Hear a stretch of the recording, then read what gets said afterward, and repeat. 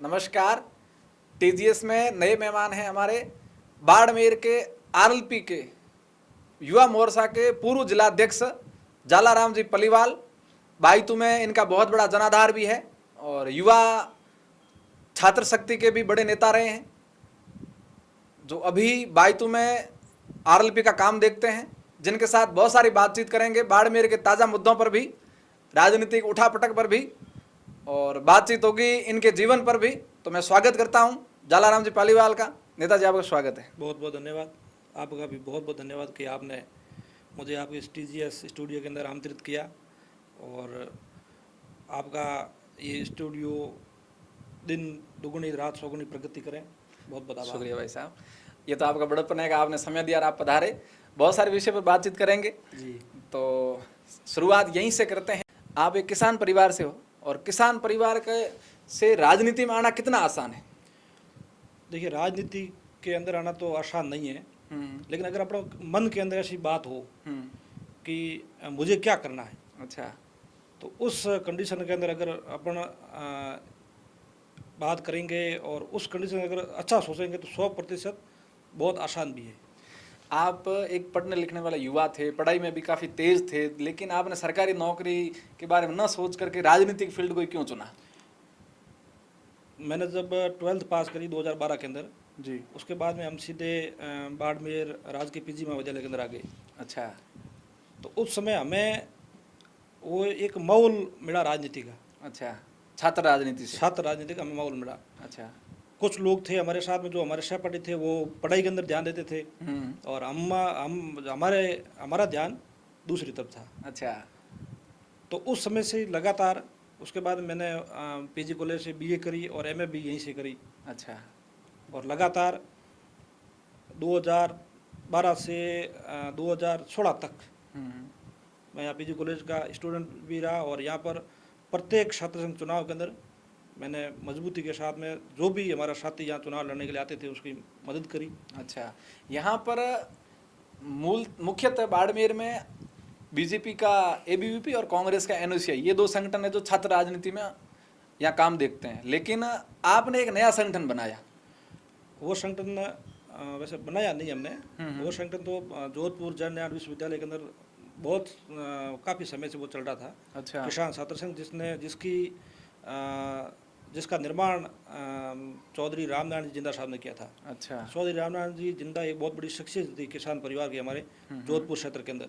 उन्होंने उस संगठन का निर्माण किया और उसके बाद में जब मुझे बाड़मेर जिले का दायित्व दिया गया था, उस समय प्रदेश अध्यक्ष के रूप में हमारे अभी वर्तमान बावड़ी प्रधान प्रतिनिधि है और हमारे आरएलपी के बहुत मजबूत नेता भी है राजू राम जी खोजा साहब थे। अच्छा। उन्होंने मुझे वो जिम्मेदारी दी और वो जिम्मेदारी आज तक मेरे पास ही है। अच्छा, लेकिन आप आज तो कोई यहाँ से जिता तो नहीं पाए अध्यक्ष छात्र संघ का?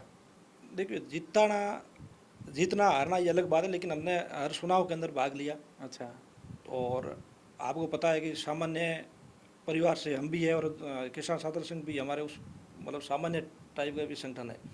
तो हमने प्रयास किया, लेकिन एक बात और थी कि एबीवीपी और एनएसयूआई जब घमंड करती थी ना, तब हम लोग क्या वो तैयार हो जाते, तब वो हमारे डर से अच्छा, कोई मजबूत दावेदार एबीपी और एनएसयूआई के अंदर होता था उसको ही टिकट देते थे। उनको पता है अगर इनको टिकट नहीं दी तो ये उनके पास चले जाएंगे। आप सिफारिश करते थे कि इनको दोगे तो हम सपोर्ट कर लेंगे आपका अंदर बाहर से जैसे भी होगा? कहीं सिफारिश की अगर कहीं जरूरत पड़ती थी तो हम करते भी थे। अच्छा, फिर छात्र राजनीति से आगे आप मुख्य राजनीतिक धारा में कब आए? 2016 के बाद में हमने हमारे मन के अंदर विचार आया।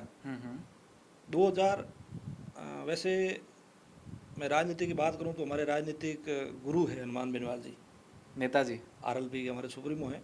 अच्छा, मैं 2008-9 से मैं तेजा जी के मेला के अंदर जाता था खरनाल। आप 9 से जा रहे हैं? बिल्कुल, 8 से जा रहा हूँ मैं। 8 से जा रहे हैं? तो उस समय खरनाल मेले के अंदर जो धर्म सभा होती थी ना, उसके अंदर हनुमान जी आते थे और हम लोग तेजा जी के साथ साथ में हनुमान जी को भी सुनने के लिए जाते थे। अच्छा, उसके बाद में हनुमान जी बाड़मेर आए 2014 के अंदर प्रथम बार। उसके बाद हम लोग क्या मजबूती के साथ हनुमान जी के साथ जुड़ गए। 14 और 15 यहाँ बीता हमारे बाड़मेर और उसके बाद में हम लोग 22 के अंदर जाकर हमने एक मन में ये सोचा कि भाई हमारे द्वारा बनाया हुआ कोई एमएलए या एमपी, हमारे द्वारा तैयार किया हुआ आदमी कोई भी व्यक्ति एमएलए और अगर एमपी बनेगा तो फिर वो हमारे जैसे लोगों का, हमारे जैसे किसान परिवारों का भला होगा। अच्छा। इसलिए उस समय से हम लोग वहाँ बाइतू के अंदर लगे और तीसरे मोर्चे के रूप में हमने मजबूती के साथ में वहाँ काम किया और आज भी बड़ी मजबूती के साथ में बाइतू के अंदर तीसरा मोर्चा मजबूती के साथ में वहाँ खड़ा है। लेकिन अभी हाल ही की राजनीति की बात करें तो आपके बाईतू में अब आरएलपी का क्या भविष्य है? आगामी पंचायत राज चुनाव आ रहे हैं, आपका संगठन कितने कितने स्तर पर चुनाव लड़ेगा? देखिए बाइतू के अंदर आरएलपी की स्थिति जो आज है वो बहुत मजबूत स्थिति है अच्छा। और आने वाले समय के अंदर और मजबूत होगी। कैसे? इसका कारण है कि हनुमान बेनीवाल जी से जुड़ा हुआ जो भी व्यक्ति है, जो भी जुड़ा हुआ कार्यकर्ता है, वो उनका कट्टर कार्यकर्ता है। अच्छा। परिस्थितियाँ कुछ भी हो, कुछ ऐसी परिस्थितियाँ भी आती हैं जब हमें मायूस भी होना पड़ता है, लेकिन उनके साथ में जो उनके मन से जो जुड़ा हुआ व्यक्ति है वो उनके साथ में ही है। और जो ही हनुमान जी ऐलान करेंगे किसी भी चुनाव का लड़ने का या कोई भी आंदोलन का, तो जो स्थिति आज से 2 साल पहले थी उससे डबल ताकत के साथ में आरएलपी के कार्यकर्ता बाइतू ही नहीं पूरे बाड़मेर और बालोतरा के अंदर तैयार है। यहाँ पर मैं थोड़ा पीछे जाना चाहूँगा। आप संगठन में रहे हैं पदाधिकारी जी। आरएलपी में रहते हुए काम करना कितना मुश्किल है? देखो आरएलपी के अंदर रहना हुआ काम करना मुश्किल नहीं, मज़ा आता है काम करने में। नहीं, हनुमान जी के मैं देखता हूँ कि लंबे लंबे दौरे होते हैं, देर रात तक काम करना पड़ता है। उसके अंदर ये है कि आप आरएलपी के 5-5 लाख की सभाएं मैनेज करना उसके इतना अंदर आसान तो नहीं है। उसके अंदर तो ये है कि 5-5 लाख की सभाएं हनुमान जी ने करी, बहुत बड़ी रैलियाँ यहाँ राजस्थान के अंदर करी। और उसके अंदर आपको पता है कि कोई भी बड़ी कंपनी का ठेका उस कार्यक्रम को करवाने के लिए हनुमान जी ने नहीं दिया। वो कंपनी वो आरएलपी कंपनी थी। तभी तो मैं कह रहा हूँ पूरा उसके अंदर क्या है, ललक होती है। अच्छा। हम लोगों का आरएलपी के प्रति और हनुमान जी के प्रति मतलब इतना जुड़ाव है कि वो आधी रात को भी कह दे कि भी आपको वहाँ जाना, वहाँ बैठना है, तो किसी भी परिस्थिति के अंदर हम लोग हो तो उनके एक इशारे पर हम लोग आधी रात को भी वो जहाँ बैठने के लिए कहेंगे वहाँ जाके बैठ सकते। आज भी बैठ सकते और पहले भी बैठते थे। आपके संगठन के कार्यकर्ता की बात कर रहे हैं, आपकी ललक है, जोश है, लेकिन अगर दूसरी पार्टियों की बात करें तो वो नेता हमेशा इसीलिए टारगेट करते हैं हनुमान जी को कि हनुमान जी की सेना में अनुशासन नहीं है।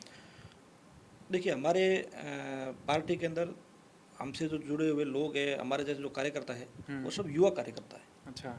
ये बात सही है कि कैडर बेस एक कैडर बेस पार्टी होती है, तो हमारे वो थोड़ा उसमें कमी है कि भी अभी तक उस स्थिति के अंदर हम लोग नहीं आए जिसमें बाकी अनुशासन है हमारे। आप अनुशासन तो आप इस बात से भी पता लगा सकते हो कि 5-5 लाख 10-10 लाख की रैली हनुमान जी ने करी।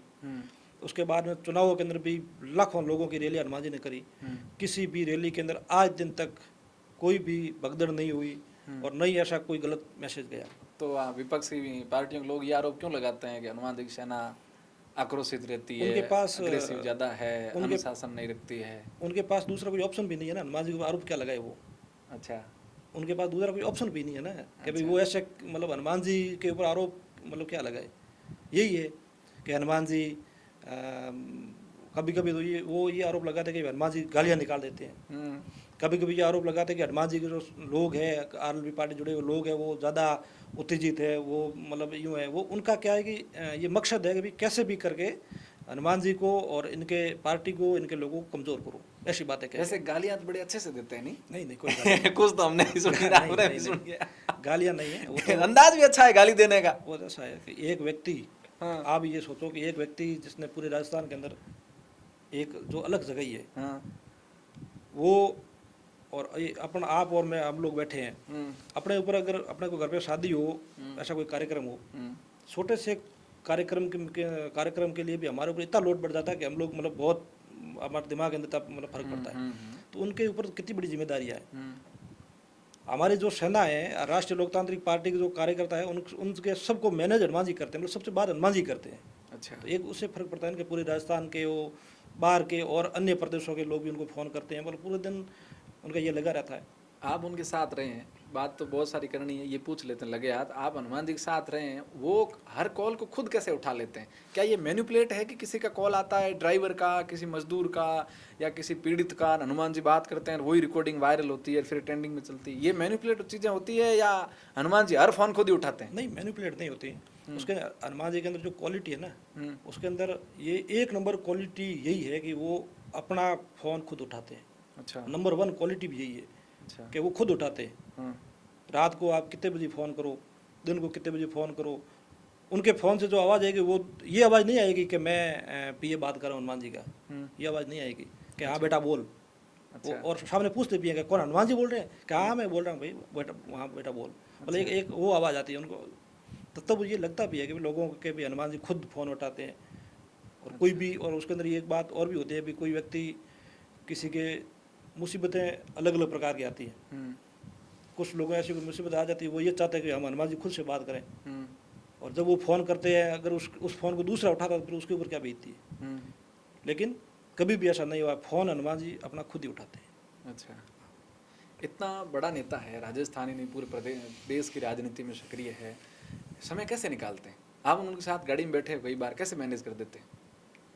तो हम लोग उनसे इसलिए तो जुड़े हैं हम्म, कि उनके अंदर ये क्वालिटी है कि वो मतलब बहुत मेहनत करते हैं। उनकी जो पीड़ा है राजस्थान के किसानों के लिए, राजस्थान के जवानों के लिए, यहाँ के दलितों के लिए, उसके मतलब जो पीड़ा है, तो वो पीड़ा उनको सोने नहीं देती है, उनको रुकने नहीं देती है। वो हमेशा प्रत्येक मिनट, प्रत्येक घंटा और प्रत्येक दिन राजस्थान की जनता के बारे में सोचते रहते हैं।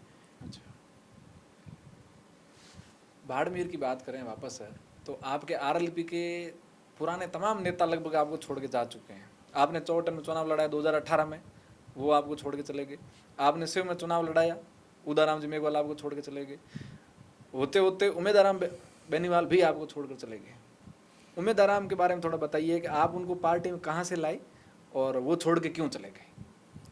2018 के चुनाव थे विधानसभा के, और विधानसभा चुनाव से महज 25 दिन पहले हमारी राष्ट्रीय लोकतांत्रिक पार्टी का निर्माण हुआ, गठन हुआ जयपुर के अंदर। उसके बाद में ऊपर तुरंत चुनाव थे विधानसभा के, और 22 विधानसभा क्षेत्र के अंदर 3-4 मतलब प्रत्याशी थे, राष्ट्रीय लोकतांत्रिक पार्टी से टिकट मांग रहे थे। अच्छा, उसके अंदर उन परिस्थितियों के अंदर, तात्कालिक परिस्थितियों के अंदर सबसे बेस्ट कैंडिडेट उमेदराम जी थे। अच्छा, उस समय कर्नल साहब के सुपुत्र दावेदारी कर रहे थे, रमन चौधरी। हाँ, वो कर रहे थे, लेकिन ऐन वक्त पर कर्नल साहब ने क्या, वो बीजेपी से टिकट मिल गई और कर्नल साहब ने मना कर दिया कि मैं नहीं लड़ूंगा। अच्छा, और उस परिस्थिति के अंदर उमेदराम जुरान लड़े और मजबूती के साथ लड़े, और उसके बाद लगातार 5 साल तक उमेदराम जी ने और हमारे पार्टी के कार्यकर्ताओं ने, हम सब लोगों ने मिलकर 5 साल तक सत्ता से लड़ी। आप देखते थे रात को 3-4 बजे तक आंदोलन करते थे, सड़कों पे सोते थे। और उसके बाद में जो 23 में चुनाव हुआ, तो उसमें 23 का चुनाव भी हम लोगों ने सत्ता के सामने लड़ा। परिणाम हमारे पक्ष में नहीं रहे। अच्छा, महज 900 वोटों से उम्मीदवार चुनाव हार गए वो।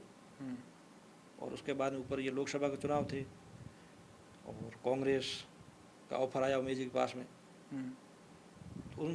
उस समय की जो परिस्थितियाँ थी, पार्टी के हिसाब से हम लोग सोचें तो बहुत गलत हुआ। और उनके बारे में अगर पर्सनली सोचें तो उनका जो सिस्टम था, जो उन्होंने किया, वो उनके लिए वो सही किया। नहीं, पर उमेदराम बेनीवाल तो आप लोगों ने बनाया, आरएलपी ने बनाया, लेकिन इतना अच्छा नेता तैयार होने के बाद अगर संगठन को छोड़ के चला जाए, अब तो बाईतू में कोई नेता ही नहीं है आरएलपी के पास तो। और ये राजनीति के शिकार हो गए लोग। ऐसा कहते हैं कि हरीश चौधरी ने तुर्क का इक्का खेल लिया और हनुमान बेनीवाल कमजोर करने के लिए उमेदराम को वहां से निकाला। देखिए, लोग तो अलग अलग बातें करते हैं। मैंने आपको पहले बताया ना, 2018 के जो चुनाव थे उससे महज 15-20 दिन पहले पार्टी बनी। उस समय हमारे पास कोई नेता था नहीं ना बाईतू के अंदर।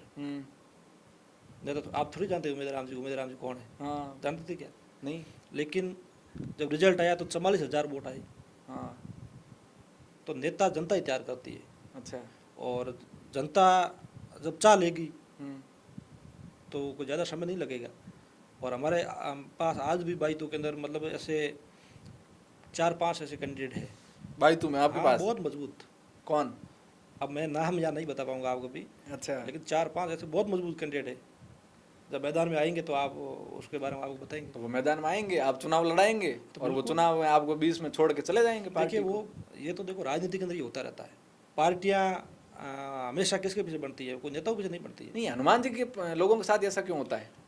आप ही को लोग छोड़ के क्यों जाते हैं? ऐसा एक नहीं है, बहुत सारे लोग आपको छोड़ के चले गए। देखो वो परिस्थिति थी, मैंने आपको बताया ना, वो ऐसी कोई परिस्थिति आती हम्म, तो उन परिस्थितियों का हो सकता है छोड़कर जाने वाले लोगों को उनको फायदा होता होगा, इसलिए वो जा रहे हैं। तो फिर आप किसी को नया लाएंगे, वो अपना फायदा दे करके आरएलपी कार्यकर्ता हूँ वैसे ही उदास छोड़ के चला नहीं, जाएगा अब तो ऐसा है कि हम लाएंगे ना, हम्म, तो कंडीशन देखेंगे हम लोग, अच्छा, पहले उनके बारे में पूरी कंडीशन देखेंगे, बात करेंगे उनसे कि ऐसा नहीं हो कि कम से कम एक होता है ना, अपना रिचार्ज कराते हैं मोबाइल के अंदर, हाँ, तो बड़ा टॉक टाइम अच्छा, इस बार बड़ा लोगे। उस हिसाब से करेंगे भाई। क्या वो इतना ऐसा नहीं है कि आप कल अच्छा नेता बनो और फिर दोबारा आप दूसरी पार्टी आपको टिकट दे और आप चले जाओ, ऐसी ऐसी परिस्थिति नहीं आएगी अब, मजबूती के साथ में। उमेदराम बेनीवाल ने आरएलपी को छोड़ा, हनुमान बेनीवाल के बहुत सारे बयान आए, उनके खिलाफ भी आए, खुलकर उन्होंने बोला कि उमेदराम मुझे छोड़ के भाग गया, ये वो बहुत सारी बातें उन्होंने बोली, लेकिन उमेदराम बेनीवाल ने ऐसी कोई बड़ी प्रतिक्रिया दी नहीं। पर क्या वाकई में ये सच है कि बिना हनुमान जी की अनुमति के उमेदराम बेनीवाल पार्टी को छोड़ करके कांग्रेस में चले देखिए गए? ये बड़ी बातें हैं, इस बारे में शायद मुझे भी पूरी जानकारी नहीं है, इसलिए मैं आपको कुछ बताने में असक्षम हूँ। नहीं, आरएलपी के तो आप बड़े नेता हो बाड़मेर के, तो नहीं वो ठीक है, नागौर से अगर दूसरा कोई नंबर आता जिले का आरएलपी कार्यकर्ताओं में पॉपुलरिटी का, तो वो बाड़मेर है। नहीं वो तो ठीक बात है, लेकिन वो छोड़कर गए तो हनुमान जी से बात हुई या नहीं हुई, क्या करनी थी वो मुझे पता नहीं। अच्छा, अब उदाराम मेघवाल नहीं है आपके साथ, उमेदराम बेनीवाल नहीं है, चौहटन में आपके पास नेता नहीं है, आपने भाजपा से कागा साहब को लाके चुनाव लड़ाया, वो भी ज़्यादा कुछ कर नहीं पाए, 20,000 पे सिमट गए।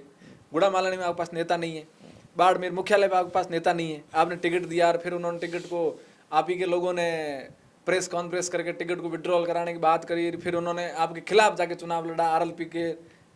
देखिए ये चीज़ें हो रही है ना, इसको कैसे मैनेज करो? राजनीति के अंदर और चुनाव के अंदर ऐसी चीज़ें कोई ज़्यादा मायना नहीं रखती। आज हरियाणा के तो चुनाव आप देख लो, कांग्रेस भाजपा को छोड़ के नेता कांग्रेस के अंदर जा रहे हैं, वो जरूरी थोड़ी कल वो कांग्रेस के अंदर रहेंगे, जरूरी थोड़ी है सभी नेताओं को कांग्रेस टिकट देगी। अच्छा, तो ये बात है, ये तो चुनाव के अंदर ऐसा होता रहता है, ऐसे उसमें कोई फर्क नहीं पड़ेगा। बाईतू के अंदर आरएलपी कितना मजबूत मानते हो आप अभी भी? 22 के अंदर आरएलपी जितनी पहले मजबूत थी उससे भी 1.5 गुना ज़्यादा मजबूत है। नहीं, अब आपके सामने डबल चुनौती है, एक तरफ हरीश चौधरी है और एक तरफ उमेदराम बेनीवाल है। आप ही का पौधा जिसमें आपने पानी डाला वो पेड़ बन गया, अब वो छाया कांग्रेस को दे रहा है, आप तो फिर भी धूप में खड़े हैं। आरएलपी कार्यकर्ता तो वैसे के वैसे। नहीं ऐसे नहीं है, देखो आरएलपी कार्यकर्ता मैंने आपको पहले बताया था ना, मकसद जो हमारा था, हाँ, हमारा मकसद ये नहीं है कि एमएलए बनाकर फिर एमएलए बने और उस हिसाब से आराम से मजे करें, वो बात नहीं है ना। और दूसरी बात ये एक ठप्पा भी लगा हुआ है आरएलपी ऊपर, आपको पता है कि भाई आरएलपी नेताओं को बनाने की फैक्ट्री है। और रही बात बाईतू के अंदर मजबूती की, तो मैं आपको बता रहा हूँ कि 100% एक मैसेज भी ये गया है कि भाई जिस व्यक्ति को जिन लोगों को हनुमान जी तैयार करते हैं और वो लोग जब हनुमान जी को छोड़कर चले जाते हैं, तब जो राष्ट्रीय लोकतांत्रिक पार्टी के कार्यकर्ता में जो जोश रहता है वो डबल जोश आ जाता है कि भाई हमने इतनी मेहनत करी और हमारे साथ धोखा हो गया। इसलिए मैं आपको कह रहा हूँ कि जो परिस्थितियाँ 2023 के चुनाव के अंदर थी, जो हमारी स्थिति 2023 के चुनाव के अंदर थी, वो स्थिति आगे डबल हो जाएगी। मुझे ये समझ नहीं आ रहा, आप लोग तो वही कि वो 18 में आप चुनाव लड़ाए, इनको मजबूती से लोगों ने बहुत मेहनत करी, आरोप भी लगे तमाम प्रकार के कि युवा नहीं मान रहे हैं, बुजुर्ग इनके साथ नहीं, ये तो आरोप आप पर लगातार लगता है। इस बार थोड़ा बहुत बाईतू कम था, बाकी सब जगह लगता है कि हनुमान बेनीवाल के साथ युवा हैं लेकिन बुजुर्ग लोग नहीं हैं। फिर आपने कैसे मैनेज करके बाईतू में इस बार कड़ी टक्कर दी और आप 900 वोटों से पीछे रहे। फिर आपने एक उमेदराम बेनीवाल ने धन्यवाद सभा करी जिसमें इनको चंदा भी दिया लोगों ने चुनाव का। फिर इमोशनल कार्ड खेल करके उमेदराम तो चले गए सामने, अब आपके सामने खड़े हैं, आप कैसे मैनेज करोगे? नहीं मैंने सामने खड़े, लेकिन कैंडिडेट चुनाव लड़ेगा, बात ये है। जीत नहीं पाओगे ना, बात ये कि सत्ता में नहीं हो, आप सत्ता में नहीं हो तो आप संघर्ष कितना ही कर लो, वो कौन मायने कहाँ रखता है? ऐसा नहीं है, एकदम सत्ता थोड़ी आती है। कब तक संघर्ष करना पड़ेगा? भाई तुम्हें आप ये सोचो कि भारतीय जनता पार्टी का गठन हुआ, उसके बाद में कितने साल बाद में पूर्ण बहुमत के साथ सत्ता में। वो स्थितियां अलग थी, उस समय टेक्नोलॉजी इतनी नहीं थी। अब टेक्नोलॉजी है, अब संचार माध्यम है, अब सोशल मीडिया है। नहीं वो उसमें चुनाव अलग थे, ये चुनाव अब अलग है, ये परिस्थितियां बहुत अलग है ना अब तो। नहीं वो तो है, लेकिन वो परिस्थिति नहीं है ना कि भाई आज क्या स्थिति और कल क्या स्थिति होगी। नहीं, नेता सच्चाई ये है कि आपके पास बाड़मेर में कोई नेता नहीं है बड़ा। बाड़मेर के अंदर नेता नहीं है, नहीं मैंने आपको पहले और बात बताई ना कि पार्टियां नेताओं के पीछे नहीं चलती, कार्यकर्ताओं के पीछे चलती है। और हमें विश्वास कार्यकर्ताओं पर है कि राष्ट्रीय लोकतांत्रिक पार्टी और हनुमान बेनीवाल जी से जुड़े जो कार्यकर्ता वो बहुत मजबूत है। ये बात तो सही है कि कार्यकर्ता बहुत जोशीले, बहुत मजबूत है कार्यकर्ता अगर आपके पास लेकिन इस मजबूत चुनाव होंगे। में हरीश चौधरी ने बहुत इमोशनल कार्ड खेल करके आपके तमाम लोगों को अपने साथ शामिल कर लिया। एक तरफ हनुमान बेनीवाल का ये बयान आता है कि मेरा जहां लोग मुझे छोड़ के गए हैं वहां मैं समर्थन नहीं कर रहा हूं, मेरा गठबंधन हुआ है लेकिन कुछ सीटों पर नहीं है। उसमें बाड़मेर की ओर भी इशारा था। और एक चुनाव के 2 दिन पहले बीजेपी के साथ आरएलपी के कुछ लोगों ने आकर के एक कॉन्फ्रेंस करी कि हम समर्थन देते हैं भारतीय जनता पार्टी को। अगर भारतीय जनता पार्टी को समर्थन दिया, देने वाले भी आप ही के लोग थे, वो बहुत पुराने कार्यकर्ता हैं आपके। एक तरफ एक गुट तो इस तरफ और एक गुट इस तरफ है। आपकी पार्टी में हरीश चौधरी ने 2 फाड़ कर दिए। हनुमान बेनीवाल को कमजोर करने का जो एक इनकी मंशा थी उसमें हरीश चौधरी सफल हो गए। देखो मेरी बात सुनो, इनकी मंशा थी, वो सफल हो या नहीं हो, लेकिन आपको भी इस चीज़ का पता है कि पूरे बाड़मेर बालोतरा के अंदर राष्ट्रीय लोकतांत्रिक पार्टी के जितने भी कार्यकर्ता थे वो सभी लोग उमेश जी के साथ लगे हुए थे। सभी लोग। तो फिर कॉन्फ्रेंस कैसे हो गई वो? देखो कॉन्फ्रेंस जो हुई है, हाँ, तो उसके अंदर भी हो सकता है कि उनका मनमुटाव हुआ आपस में। और दूसरी बात ये भी सही है कि जब गठबंधन होता है तो ये हमारे मन के अंदर भी टीस थी, लेकिन हम लोग उमेश राम जी से व्यक्तिगत रूप से जुड़े हुए लोग थे। अच्छा। लेकिन जब गठबंधन होता है तब ये है कि भाई गठबंधन के अंदर जो नेता है बाकी पार्टी उन सबको उस चुनाव के अंदर बुलाया जाता है। तो ये बात आपकी सही है कि कांग्रेस के उन नेताओं ने हनुमान जी को कमज़ोर करने का प्रयास किया, हनुमान जी को यहाँ नहीं बुलाया, उनकी सभा नहीं कराई। तो वो जो प्रेस वार्ता हुई ना, तो उसके वो भी प्रेस वार्ता उसका भी एक भाग है कि भाई हनुमान जी की यहाँ सभा नहीं करी वगैरह वगैरह। इसलिए बाड़मेर के अंदर 2 बड़े जाट नेता हैं, चाहे आप नागौर के कहो, उनका दूसरा घर बाड़मेर है हनुमान जी का। राजस्थान में अगर कहीं सबसे लोकप्रिय हनुमान बेनीवाल जी हैं तो वो दूसरी नागौर से बाद में बाड़मेर है। इतने बड़े चुनाव में आरएलपी के सब कार्यकर्ता जी जान से लगे हुए थे इस लोक चुनाव में, उनकी सभा नहीं होती है। उसके अंदर मैं आपको बताऊं कि कांग्रेस के जो बड़े नेता थे बाड़मेर के अंदर, वो भी उस कंडीशन के अंदर नहीं सा रहे थे। मैं आपको बात बताऊं कि भाई हनुमान जी की सभा, उनको पता है कि हनुमान जी की सभा नहीं होगी तो फिर आरएलपी के लोग नाराज हो जाएंगे, वो उमेश जी के खिलाफ चले जाएंगे, और ये अगर वोट नहीं देंगे तो उमेश जी चुनाव हार जाएंगे। तो उनका एक मकसद था, उन लोगों का, उन तमाम नेताओं का मकसद था कांग्रेस के कि ऐसी परिस्थिति हो जाए और आरएलपी के लोग हैं वो उमेश राम जी को छोड़कर चले जाए, और फिर रिजल्ट भी उमेश जी के पक्ष में नहीं आएगा तो फिर हम लोग कहेंगे कि ये देखो हनुमान जी ने यह नुकसान कर दिया। लेकिन हनुमान जी के जो जितने भी कार्यकर्ता थे बाड़मेर के अंदर, उन्होंने सभ्यता का एक परिचय दिया, और सभी लोग जिस कंडीशन के अंदर लगे हुए थे उससे डबल कंडीशन के अंदर उमेश जी के साथ लगे। और हमें ये पहले मालूम भी हो गया, हमें दिख भी रहा था कि भी इन लोगों के मन में क्या है। लेकिन हम लोगों ने ये तय कर लिया कि भाई इनके जो मंसूबे है वो कामयाब नहीं होने चाहिए। अच्छा। ऐसा कोई मैसेज नहीं जाए यहाँ बाड़मेर से कि भाई इनकी वजह से कोई नुकसान हो गया, कैंडिडेट नुकसान हो गया, समाज नुकसान हो गया। लेकिन उनका मकसद, आप जो बात करें वो सही बात है, उनका मकसद ये था कि भाई उमेश जी चुनाव भी हार जाए, भाई ये भी सलट जाए, और इनके साथ साथ हनुमान जी के ऊपर भी ऐसे आरोप लगाकर नहीं, आपका आरोप इशारा किस तरफ है? उमेश राम को सल्टाने की और हनुमान जी को कमजोर करने का कांग्रेस के नेताओं हरीश चौधरी पर? नहीं, मैं आपको ये थोड़ी एक नाम थोड़ी ले रहा हूँ। अच्छा, उसके अंदर नहीं, सबसे बड़ी राइवलरी अगर किसी के आपस में है तो हनुमान बेनीवाल और हरीश चौधरी बीच में ही है फिलहाल। तो नहीं, ऐसा नहीं ना। कांग्रेस के राजस्थान के अंदर कांग्रेस भी 2 धड़ों के अंदर है, तो एक धड़ा ये चाहता था जो मैंने आपको बात बताई, ये वास्तविकता है।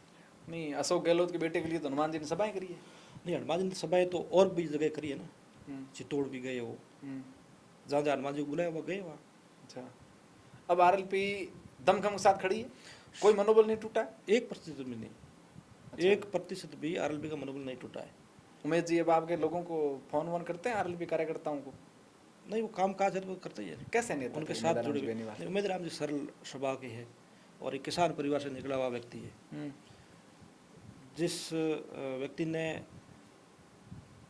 मतलब अपना ये मारवाड़ी में अपन कहते हैं ना, ऊँटनी पर पखाल, मतलब पानी लाकर संघर्ष किया, उन परिस्थितियों के निकले हुआ व्यक्ति है उमेद राम जी। अच्छा, आपके ऊपर ये भी आरोप लगा उस समय कि अगर उमेदराम जी बेनीवाल कुछ समय इंतजार कर लेते तो बाड़मेर और नागौर 2 सीटों पर गठबंधन हो रहा था। तीन सीटों पर, तीसरी पर भी बाड़मेर, नागौर और राजसमंद। राजसमंद से किसको उतार रही थी आरएलपी? नहीं, राजसमंद से कैंडिडेट वहाँ बहुत है ना, राजसमंद भी आरएलपी मजबूत है। तो फिर ये चूक कहाँ हुई? ये चूक मैंने जो आपको पहले बात बताई वही बात इसके अंदर भी लागू हो रही है। हाँ, एक धड़ा ये चाह रहा था राजस्थान के अंदर के भी हनुमान जी के साथ में, आरएलपी के साथ में गठबंधन हो। नाम लेके बताओ ना खुलकर। अब एक धड़ा, अब नाम तो आपको पता है ना, मैं बता रहा हूँ आपको। और एक धड़ा ये चाह रहा था कि अपन गठबंधन करके इनको ऐसे उलझाए रखेंगे और लास्ट में स्थिति क्या रहेगी क्या नहीं रहेगी उस हिसाब से नुकसान कर देंगे। अच्छा, इस चुनाव से पहले 2014 में आप जब राजनीति सक्रिय हुए ना, व्यक्तिगत आपसे बात करूं तो उस समय आप हरी चौधरी के खिलाफ थे, हरी चौधरी के साथ थे। लेकिन ऐसा क्या हो गया कि जलाराम पलीवाल हरी चौधरी के सबसे बड़े भाई तुम विरोधी नेता बनकर उभरे?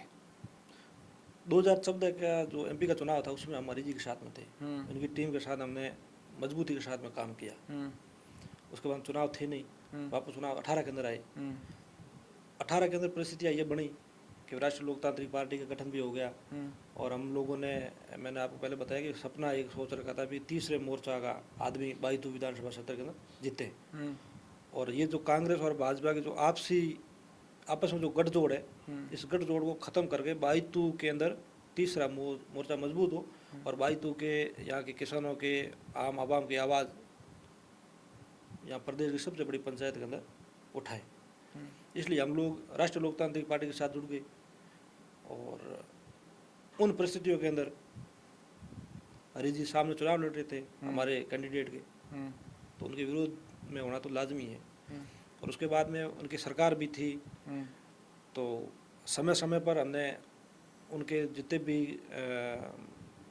जहाँ हमें मौका मिला, हमें लगा कि यहाँ गलत हो रहा है, तो हमने हरी जी का विरोध किया, सड़क पर किया, सोशल मीडिया पे किया। और फिर बाद में मतलब ऐसे बहुत सारे अलग अलग समय भी आए, तो हमने उनके सामने मुखर होकर उनके सामने लड़ाई लड़नी पड़ी।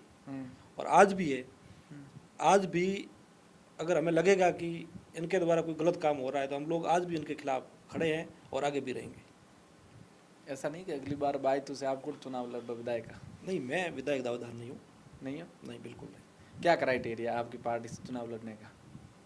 नहीं, क्राइटेरिया नहीं है, चुनाव तो वैसे कोई लड़ेगा वो लड़ने वाला आदमी होगा, लेकिन हम लोग कार्यकर्ता है पार्टी। तो जलाराम क्या हमेशा पर्दे के पीछे रह करके चुनाव लड़ाते रहेंगे लोगों को? हाल फिलहाल तो ये लग रहा है। जैसा बिहार में प्रशांत किशोर जी कर रहे थे, अब वो खुद राजनीति में आ गए। प्रशांत किशोर जी उनका अलग मामला है, हमारा अलग मामला, इतने मजबूत नहीं है।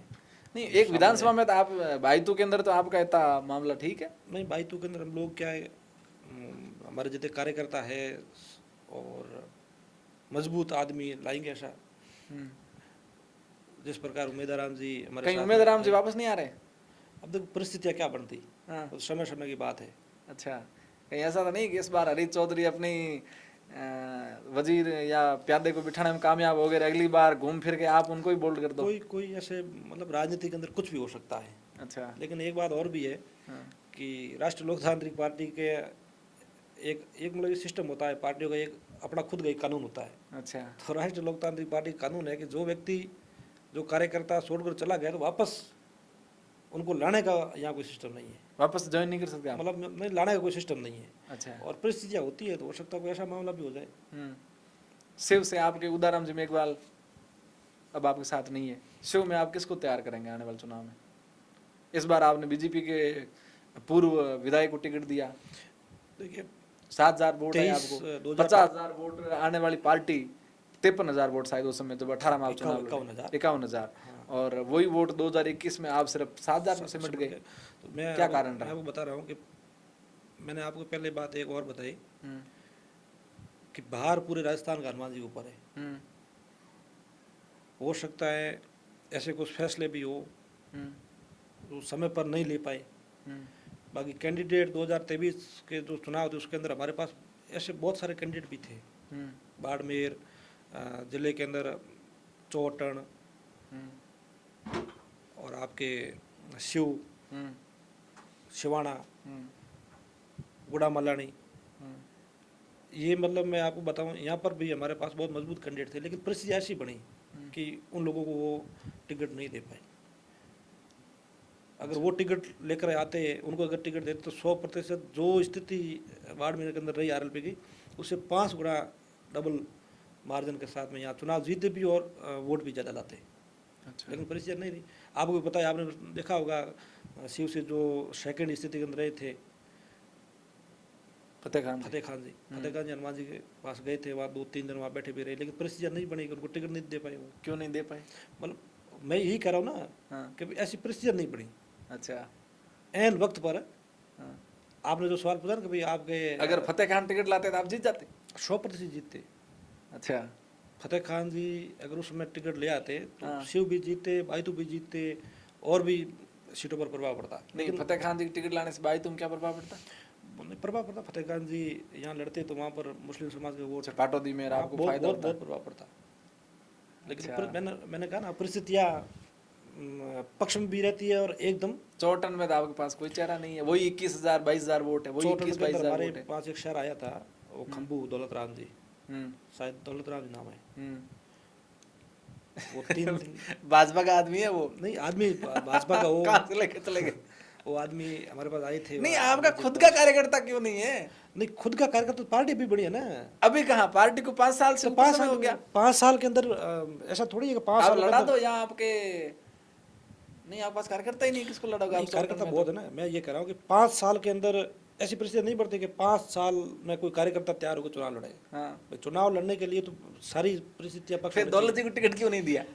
वही स्थिति बैठ गई ना, परिस्थिति नहीं बैठी। क्या बैठ गया? कहीं ऐसा भी सुनने में आ रहा है कि नेताजी ने पैसे बहुत ज्यादा मांग लिए थे टिकट के। ये कहाँ, क्या सच है क्या? हनुमान बेनीवाल टिकट पैसे लेकर देते? 1% भी सच नहीं है। अच्छा। और अगर कोई ऐसा कैंडिडेट हो, मैं तो आपको ये कह रहा हूँ, हनुमान जी के साथ में जिसने काम किया और वो आज अगर साथ में नहीं है, या कोई वो चुनाव लड़ा और अगर वो आकर भी कोई मंच पे कह दे कि भी मेरे से हनुमान जी ने पैसे मांगे, तो आप भी मान लेना, मैं भी मान लूंगा। नहीं, ऐसा तो किसी ने दावा नहीं किया। सोशल मीडिया पे खबरें चलती है हनुमान बेनीवाल जी ने बड़ी रकम मांगी। तो दूसरी इनके पास तो कोई है ही नहीं ना। सोशल मीडिया पर जो कांग्रेस और भाजपा के जो लोग इनके खिलाफ ये बातें करते हैं ना, उनके पास यही मुद्दा है। बाकी हनुमान जी के खिलाफ इनके पास कोई मुद्दा भी नहीं है ना, तो वो दूसरा मुद्दा क्या बनाए? क्या कारण है हनुमान को कोई घेर नहीं पाता है? कारण है उनके वो बेबाक है और जो काम करते हैं वो मतलब ऐसा काम करते हैं, उनके ऊपर आरोप लगा नहीं सकते। हरीश चौधरी क्योंकि वो भ्रष्टाचार नहीं करते। अच्छा। बड़ी बात ये है, आदमी गिरता कब है? जब वो भ्रष्टाचार करता है, गलत काम करता है।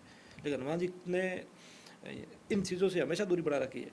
उनका 1-2 चीज़ें और भी है। अब मैं उनसे जुड़ा हुआ हूँ, 100% मेरे ऊपर उनका विश्वास है, लेकिन वो ध्यान भी रखते हैं कि भाई ये क्या काम करता है। अच्छा। ऐसा नहीं है कि भाई कल ऐसा ये कोई गलत काम भी करे, मेरा नाम लेके कहीं पर किसी से मतलब कोई पैसे भी ले ले या दूसरी तीसरी ऐसी कोई बात कर ले, तो उनको वो पीछे ध्यान भी रखते हैं। अच्छा।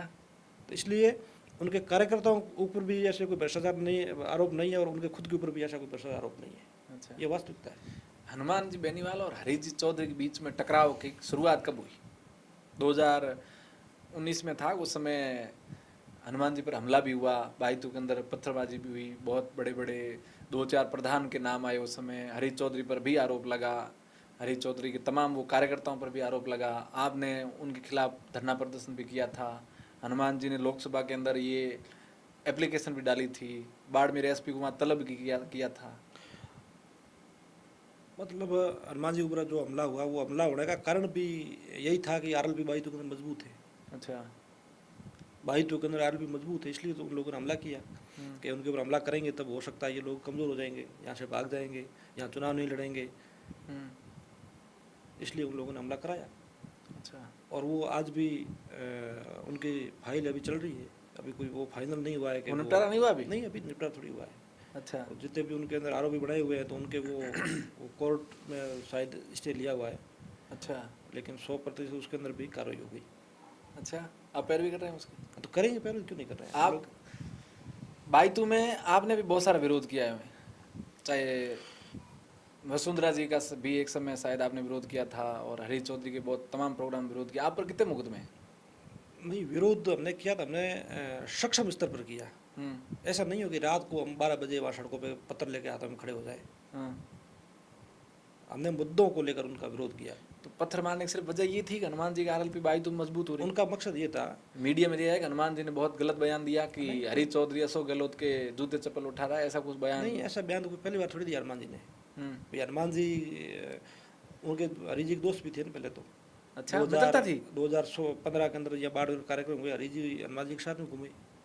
हाँ। 2 दिन तक यहाँ साथ में लगातार घूमे। अच्छा। लेकिन मैंने आपको बताया ना, कारण वही था कि बाईतों के अंदर आरएलपी इतनी मौजूद हो गई, तब इन लोगों ने ऐसा काम किया। अच्छा, आज आप उनके साथ चुनाव लड़ रहे हैं साझा होकर के लोकसभा का? देखिए, हम लोग उनके साथ में आप नहीं कह सकते। बस लौटते हैं आपके जीवन के ऊपर। आप पर बहुत सारे आरोप हैं कि आपने गांव-गांव तेजा जी की मूर्ति स्थापित करने का जो ये अभियान चला रखा है, इसके तहत बहुत सारे गाँव में युवाओं पर मुकदमे हो गए, पुलिस प्रशासन वहाँ आती है, लड़ाई झगड़े हो गए, काफ़ी सारे जातियों में संघर्ष हो गया। बिसारनिया में भी आप पर मुकदमा दर्ज हुआ शहीद की मूर्ति के धरने का। तो ये आप ऐसा क्यों करते हैं? देखिए, तेजा जी हम सब के आराध्य देव है, किसानों के आराध्य देव है। और मतलब एक ये राजस्थान के अंदर ऐसा एक माहौल बना हुआ है कि तेजा जी का मंदिर प्रत्येक गांव के अंदर बने। जहाँ जहाँ तेजा जी को चाहने वाले, तेजा जी के जो भक्त हैं, वहाँ गांव गांव मंदिर बनाए, यहाँ मूर्तियाँ लगाए। तो उन परिस्थितियों के अंदर हम लोग तेजा भक्तों का सहयोग करते हैं, और हम लोग साथ में जाकर भी उनका हौसला अफजाई करते हैं। तो तेजा जी के इन अच्छे कार्यों के लिए हम लोग अगर उनके लिए ये कर रहे हैं, वो हमारे आराध्य देव है, तो हमारे ऊपर मुकदमे 4-5 क्यों बने 50 लगे, उससे कोई फर्क नहीं पड़ेगा। नहीं डरते? नहीं, बिल्कुल नहीं डरेंगे। तेजा जी का जहाँ नाम आता है वहाँ पर हम थोड़ी डरेंगे। तो इसलिए हमारे आराध्य देव है, और हम लोग तो उनका दिन रात गुणगान करते हैं। लेकिन सच ये है कि आप खरनाल में अभी तक मंदिर नहीं बना पाए, और आप यहाँ जगह जगह घोड़ी की स्थापना कर रहे हैं। लेकिन खरनाल के अंदर मंदिर बनाना वो वहाँ खरनाल नागौर के बाद जो उनके तेजा, आप 2008 से जा रहे हैं। अभी हाल ही में एक बहुत बड़ा धर्म सभा का आयोजन था अभी इसी खरनाल मेले पर, वहाँ भी एक काफ़ी विरोध हुआ, बहुत कुछ लोगों ने देखा, वीडियोज आए सोशल मीडिया पर, मंच पर माइक पकड़ने का वगैरह वगैरह बहुत सारे विरोध हुए। भारतीय जनता पार्टी के लोग थे, वो भाजपा के लोग थे। कौन? जिन लोगों ने मंच पे वो माइक वगैरह तोड़ा, पोडियम फेंका। नहीं तो आप उनको बोलने भी तो नहीं दे रहे थे ना? आरएलपी के भाजपा के नेता को किसी ने कोई मना नहीं, विरोध किया ना आपने? डांगा साहब आए उस समय, मैंने वीडियो देखा, उसमें भी आरएलपी के लोग उनका विरोध कर रहे हैं। नहीं, वो केवल तो ही लोग, आप ऐसे कैसे कह सकते, वो सारे आरएलपी के लोग थे, वो आम लोग थे, उनका भाषण वो सुनना पसंद नहीं करते थे, इसलिए उन लोगों ने विरोध किया होगा। अच्छा। बाकी वहाँ हर वर्ष वहाँ मेला लगता है, वहाँ धर्म सभा होती है, सभी पार्टियों के लोग वहाँ बोलते हैं। नहीं, कभी वहाँ ये हो रहा है कि धर्म सभा हर बार कुछ न कुछ होता है। पहले जब कांग्रेस का राज था तब हनुमान बेनीवाल को वहाँ बोलने नहीं दिया गया, फिर हनुमान जी के मैंने एक वीडियो देखा कि वो एक ट्रक के ऊपर चढ़ करके वहाँ बोल रहे हैं। मैं आपको बात बताऊं, जब उपचुनाव था 2020 के अंदर, जब हनुमान जी एमपी बन गए, उसके बाद में खींवसर की सीट खाली हो गई। उस समय कांग्रेस पूरी हनुमान जी के खिलाफ उस तरीके से लग गई कि भाई हनुमान जी को ये खींवसर का उपचुनाव हराना है। तो उस समय वहाँ कांग्रेस पार्टी और राजस्थान सरकार लगी कि खरना जो मेला होता, उनको मतलब एक उन लोगों के मन में आता है कि हनुमान जी शायद इस मेले के पीछे ही प्रसिद्ध है। अच्छा।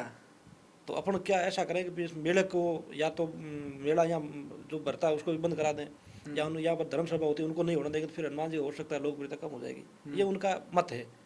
लेकिन हनुमान जी तो सभी लोगों के यहाँ राजस्थान के अंदर प्रत्येक व्यक्ति के मन के अंदर बसते हैं। तो उस समय उन लोगों ने प्रयास किया कि भाई हम लोग धर्म सभा होने नहीं देंगे।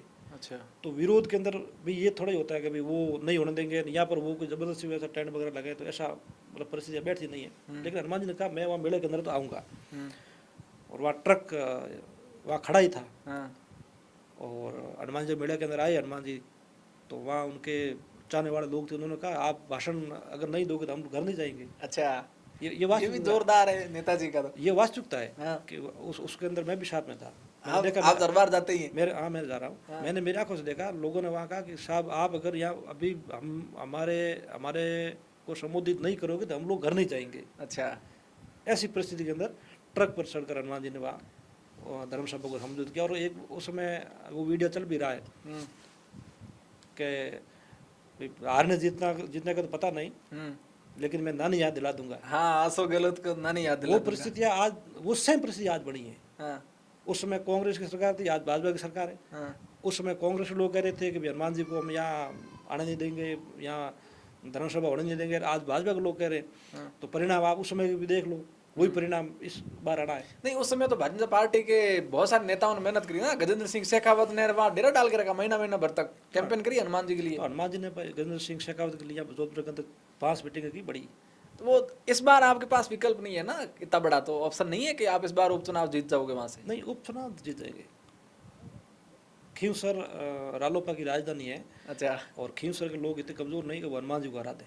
अच्छा, वो तो इस बार तो आप बहुत कम वोटों से नेताजी रहे हैं। नहीं, वो तो ऐसा नहीं है ना। हाँ। वो खींवसर के लोगों ने तो इस मार्जिन को कम इसलिए किया हाँ। कि ऐसा नहीं हो कि ज़्यादा मार्जिन हो तो बार बार को लड़ने के लिए भी नहीं आए।